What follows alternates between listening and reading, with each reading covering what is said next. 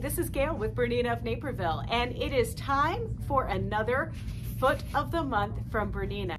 Now this month it's really exciting because it is a video that you've been asking for, and it's for the Elasticator or the elastic sewing feet for the L8 series machines. That is the L14 and the C14. Now of course the C14 is for the L890 and the L14 is for the L850 and the L860.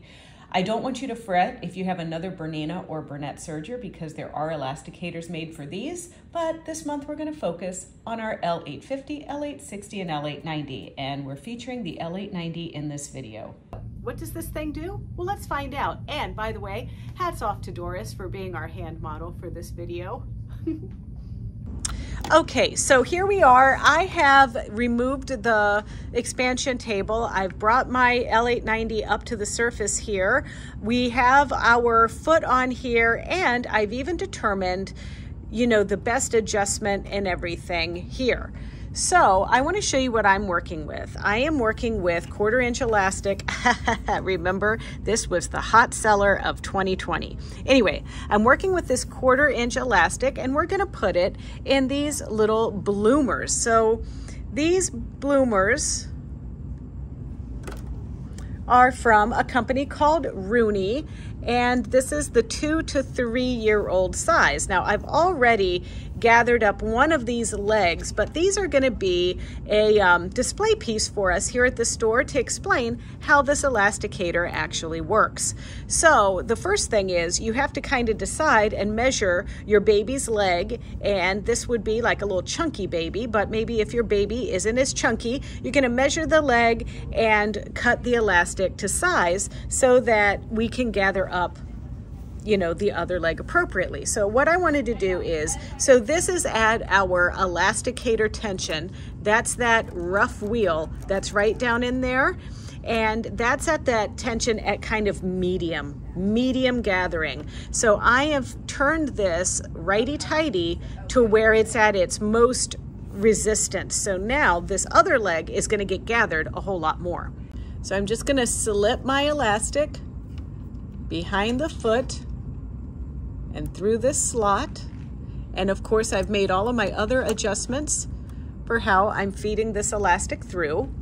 And then I'm going to put my foot down and I'm going to stitch. I've also elongated my stitch to be the longest, which is 4.4 millimeters. And one thing to just be mindful of is you do not want to cut your elastic with the knife. So I'm going to be moving my cutting width to 6.5. And I thought a perspective here might be helpful for you so that you can see how this actually is going to feed through the machine just like that. And once again, just be mindful that that elastic isn't getting cut there on the blade. I'm working wrong side up. And once again now, I'm going to lift my needle out of there with a heel tap on my foot controller. And then I'm going to slide this piece right under into position. And now I'm just going to go around and we're going to let the elasticator do its job and hold that elastic taut while I just gently line up my knit or line up my knit so that it just trims a little whisker away.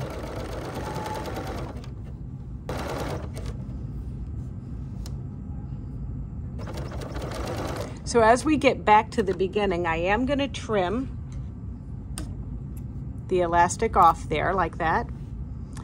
And it's kind of like you have to stretch what you've already sewn, but you want to feed what hasn't been sewn yet with slack. So there's a little finesse in this, and you know what? It takes a little bit of practice. So what we're going to do now is just feed that through like that. Just keep going. And then once we get back to where we started, and I know because I started at the seam, then we can stop and kind of sew off just a little bit. There we go. So just looking at these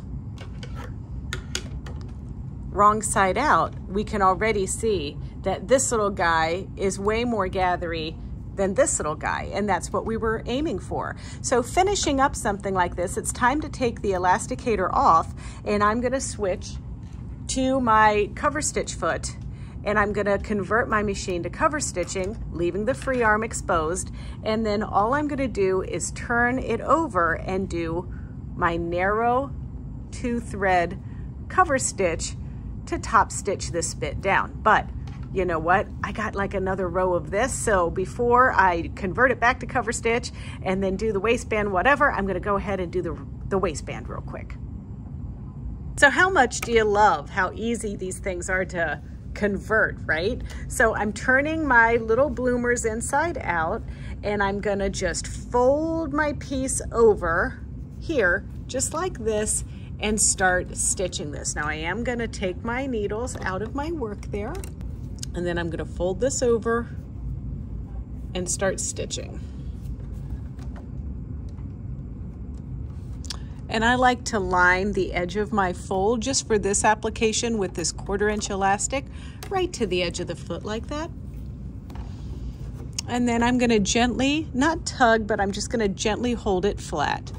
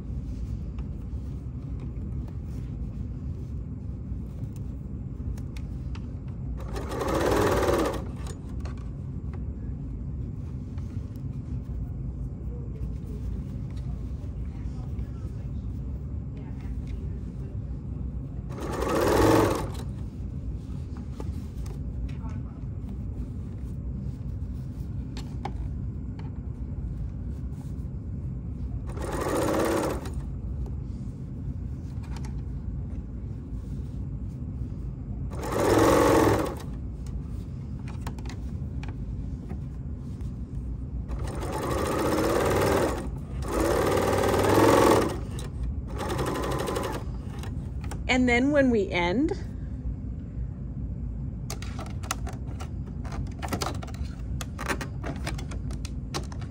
I'm just gonna lift my presser foot.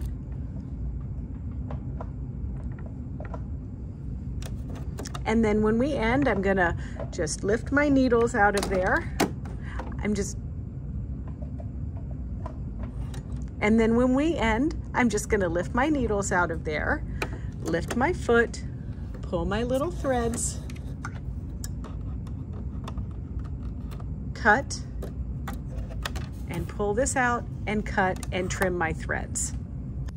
All right, so here are our little bloomers. I think they came out just great. I could almost wear them, honestly, but you know, I'm not sure they'd be too comfortable. My legs are a fair amount larger than our imaginary child. So if you enjoyed this video and you want to get your hands on one of these feet, Foot of the Month means that they're also 25% off for August 2022. So don't forget to check those out online in this link and on our Bernina of Naperville website, which is berninaofnaperville.com. But if you want to see more videos like this one, don't forget to check out our YouTube channel. It's youtube.com/Bernina of Naperville, and there you can like, comment, and subscribe. See ya.